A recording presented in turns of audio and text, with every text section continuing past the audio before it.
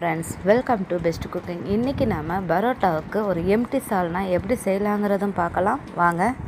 இப்போ நம்ம எம்டி சால்னா செய்ய போகிறோங்க. இதுக்கு அடுப்பு ஆன் பண்ணி ஒரு கடாய் வச்சுக்கோங்க. இதில் வந்து ஒரு 4 ஸ்பூன் அளவுக்கு நான் நல்லெண்ணெய் ஆட் பண்ணிக்கிறேன். எந்த குக்கிங் ஆயில் வேணாலும் நீங்கள் ஆட் பண்ணிக்கோங்க.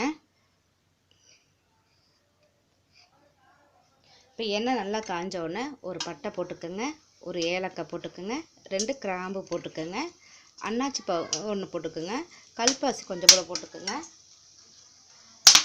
இதோட ஒரு 1/4 ஸ்பூன் அளவுக்கு சோம்பு ஆட் பண்ணிக்கோங்க. இதெல்லாம் நல்லா பொரிஞ்சோடனே ஒரு 4 வெங்காயம் நல்லா பொடியாக கட் பண்ணி வச்சுருக்கேன், அதையும் இதில் சேர்த்துக்கோங்க.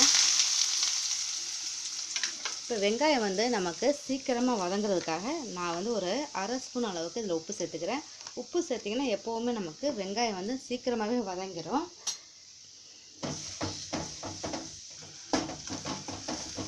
பாருங்கள், வெங்காயம் வந்து நமக்கு நல்லா வதங்கிருச்சு. இப்போ வந்து நான் வந்து 1 ஸ்பூன் அளவுக்கு இஞ்சி பூண்டு விழுது இதில் சேர்த்துக்கிறேங்க. இதோட கொஞ்சமாக கருவேப்பிலையும் ஆட் பண்ணிக்கோங்க. ஆட் பண்ணிவிட்டு இந்த இஞ்சி பூண்டோட பச்சை வாசனை போகிற வரைக்கும் இதை நம்ம கொஞ்சம் வதக்கிக்கலாம். பாருங்கள், இப்போ நமக்கு இஞ்சி பூண்டோடைய பச்சை வாசனை நல்லா போயிடுச்சு. இப்போ இதில் வந்து நம்ம மசாலா பொருட்கள்லாம் ஆட் பண்ணிக்கலாங்க. பாருங்கள், இப்போ நான் வந்து மல்லித்தூள் வந்து 1 ஸ்பூன் அளவு எடுத்துருக்கிறேன், மிளகாய்த்தூள் வந்து 1/2 ஸ்பூன் அளவு எடுத்துருக்கேன். அதே பேர் மட்டன் மசாலா வந்து நான் 1/2 ஸ்பூன் எடுத்துருக்கேன். இது வந்து ஃப்ளேவருக்காக தான். உங்களுக்கு மட்டன் மசாலா பிடிக்கும் அந்த ஃப்ளேவர்னால் எடுத்துக்கங்க, இல்லைனா சிக்கன் மசாலா நம்ம எடுத்துக்கலாம். அதே மாதிரி வந்து மிளகுத்தூள் வந்து சோம்புத்தூள், மஞ்சத்தூள் இது 3த்துமே நான் வந்து ஒரு 1/4 ஸ்பூனுக்கும் கொஞ்சம் கூட எடுத்துருக்கேன். இப்போ இது எல்லாமே நம்ம இதில் ஆட் பண்ணிக்கலாங்க. இதை ஆட் பண்ணிவிட்டு ஜஸ்ட் ஒரு 2 செகண்ட் மட்டும் இந்த எண்ணெயிலே நம்ம இதை வந்து வதக்கிடலாம்.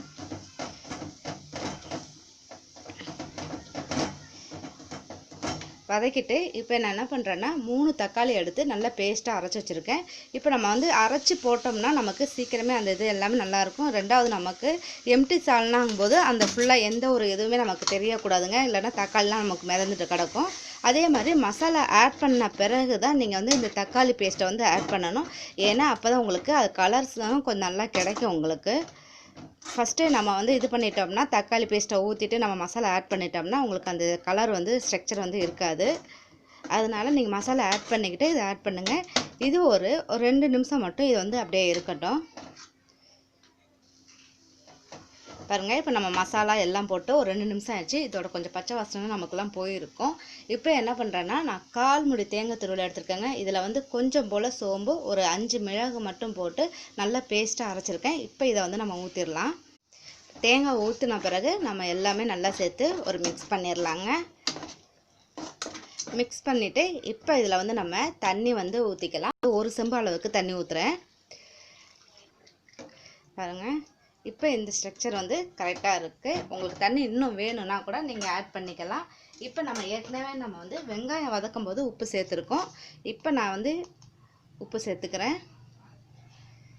உப்பு சேர்த்துட்டு இதை வந்து நல்லா கொஞ்சம் மீடியம் ஃப்ளேமில் வச்சுட்டு ஒரு மூடியை போட்டு மூடிடுங்க. இது வந்து நமக்கு ஒரு 5 நிமிஷம் இதில் வந்து கொஞ்சம் கொதிக்கணும். பாருங்கள், இப்போ நமக்கு 5 நிமிஷம் நல்லா கொதிச்சிச்சு. இதை நம்ம ஓப்பன் பண்ணிடலாங்க. பாருங்கள், இப்போ நமக்கு கரெக்டான அந்த திக்னஸ் வந்துருச்சு. பாருங்கள், உங்களுக்கு எந்த அளவுக்கு திக்னஸ் வேணுமோ நீங்கள் அந்தளவுக்கு இன்னும் கொதிக்க கூட இன்னும் திக்னஸ் ஆயிரும். ஆனால் எனக்கு வந்து இது போதும். இப்போ இதை வந்து நம்ம அடுப்பு ஆஃப் பண்ணிடுறோம். மேலே கொஞ்சம் போல் மல்லித்தலை மட்டும் தூவிடுங்க. சூப்பரான ஒரு அருமையான புரோட்டாவுக்கு ஏற்ற ஒரு எம்டி சால்னா நம்ம ரெடி ஆயிடுச்சுங்க. நம்ம கடையிலலாம் இதுதான் கொடுப்பாங்க.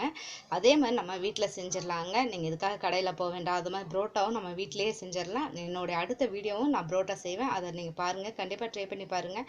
உங்களுக்கு பிடிச்சிருந்தா லைக் பண்ணுங்கள், ஷேர் பண்ணுங்கள், மறக்காமல் சப்ஸ்கிரைப் பண்ணுங்கள். Thank you viewers.